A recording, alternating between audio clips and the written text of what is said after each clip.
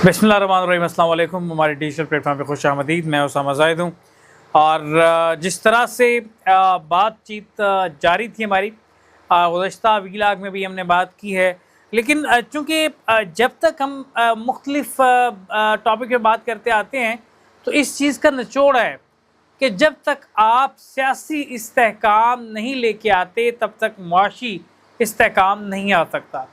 पाकिस्तान में सियासी इस्तेहकाम जो है इस वक्त नापेद हो चुका है। तो इस सूरत हाल में और इस कंडीशन में आप अगर कहें कि मुआशी इस्तेहकाम आ सकता है तो मुमकिन नहीं है।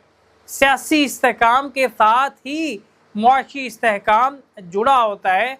मौजूदा सिचुएशन में अगर कोई ये समझता है कि पाकिस्तान के हालात वो बदल सकते हैं और तवाज़ुन अख्तियार कर सकते हैं, तो ऐसा नहीं है।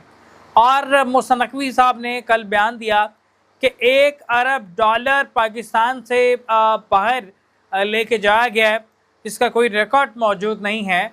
तो ये समझना चाहिए इस वक्त कि बहुत बड़ी इस वक्त अमाउंट जो है वो अगर मुल्क से बाहर गई भी है तो उसका ज़िम्मेदार कौन है, क्योंकि कल को मोहसिन नकवी साहब कह रहे थे एक कैसोशी की मार है बलूचिस्तान में। तो अब अगर हम देखते हैं तो अब कौन ज़िम्मेदार है। इतनी बड़ी अमाउंट पाकिस्तान से अगर बाहर गई है तो उसका भी तो कोई ना कोई वाली वारिस होगा, उसको कोई देखने वाला होगा। तो ये इंतहाई अहमियत इख्तियार करती है मौजूदा कंडीशन। हम कब तक सऊदी अरब से कर्ज़ा लेंगे, हम कब तक चाइना से कर्ज़ा लेंगे, कब तक हम दीगर ममालिक के यहाँ कशकोल उठा के जाएंगे। कभी ना कभी हमें अपने पैरों पे खड़ा होना है। हमारे पास क्या नहीं है, मैदान है, सहरा है और इसके अलावा पहाड़ हैं, सियाती मकामात हैं, मीठा पानी है, समंदर है।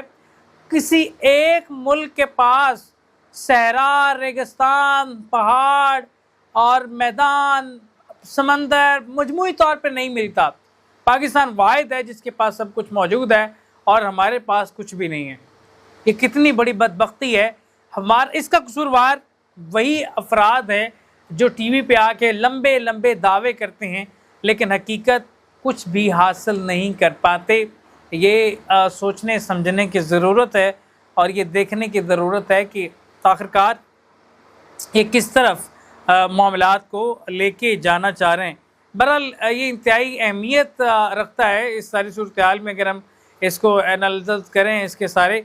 लेकिन यहाँ पे एक और अहम पॉइंट है, सऊदी अरब के साथ जो हमारा मुआहिदा होने जा रहा है और जो हो चुका है, पाकिस्तान की अफवाज वहाँ पे पहुँची हैं, लेकिन यहाँ पे भी हम बहुत फ़ायदे ले सकते थे। इस तरह से हमने फीफा वर्ल्ड कप में सिक्योरिटी के नाम पे बड़े फ़ायदे लिए, लेकिन यहाँ पे हम अपनी वो कीमत नहीं लगा सके। हम बड़ी जंग का हिस्सा बनने जा रहे हैं। हम ईरान के ख़िलाफ़ खड़े होंगे, ईरान हम पे अटैक करेगा, ये सब होगा, ये नज़र आ रहा है। लेकिन इतनी बड़ी जंग का हिस्सा बनने के बावजूद हम कोई अपनी बड़ी कीमत हासिल नहीं कर सके। शायद हमारे हुक्मरान ऐसा से कमतरी का शिकार है, वो उनका कद ही नहीं है। हर कोई अपने कद के मुताबिक डिमांड रखता है, अपने कद के मुताबिक मांगता है, लेकिन मैं भी हो सकता है कि इनका उतना बड़ा कद ही नहीं है कि वो डिमांड रख सकें और ये मांग सकें। तो बहरहाल ये हालात वाक़यात हैं हमारे। हम सियासी इस्तेहकाम लाना नहीं चाहते, मुआशी इस्तेहकाम के लिए हम कशकोल उठाए फिरते हैं, ऐसा मुमकिन नहीं है। गवर्नमेंट को TLP के साथ बैठना होगा, गवर्नमेंट को PTI के साथ बैठना होगा। इन दोनों तीनों जमातों को जिसको आप बैक फुट पे लेके चले गए, इनके साथ बैठ के मामलात को तय करना पड़ेगा। आप सियासी इस्तेहकाम लेके आ जाए, मुआशी इस्तेहकाम खुद आ जाएगा।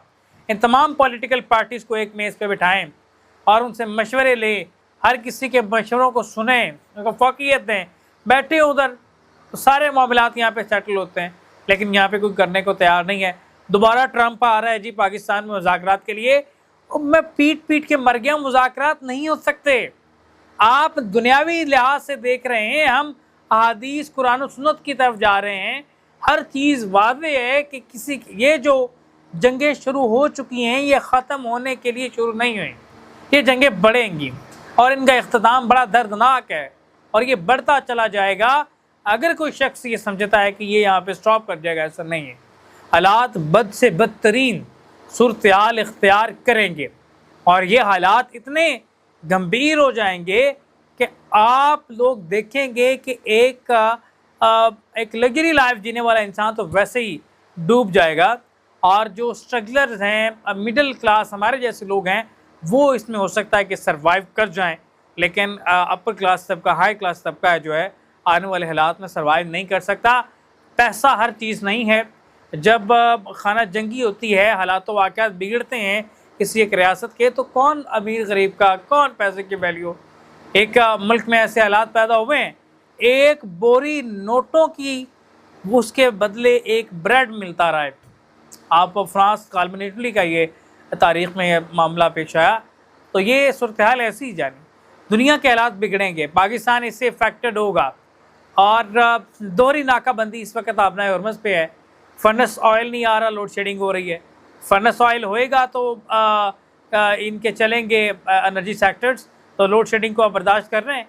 फर्नेस ऑयल 2-4 माह तक नहीं आया, ये लोड शेडिंग 12-12 घंटे तक जाएगी। ये आप इस चीज़ को ज़हनशीन कर लें।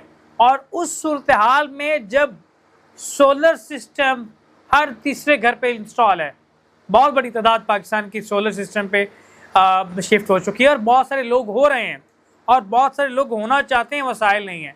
सब्सिडी दी जानी चाहिए इस पर, सोलर पे सिर्फ सब्सिडी दे दें तो बहुत सारे मामले हल होते हैं। बहरहाल इस तमाम सूरत हाल पर हम बात करते रहेंगे।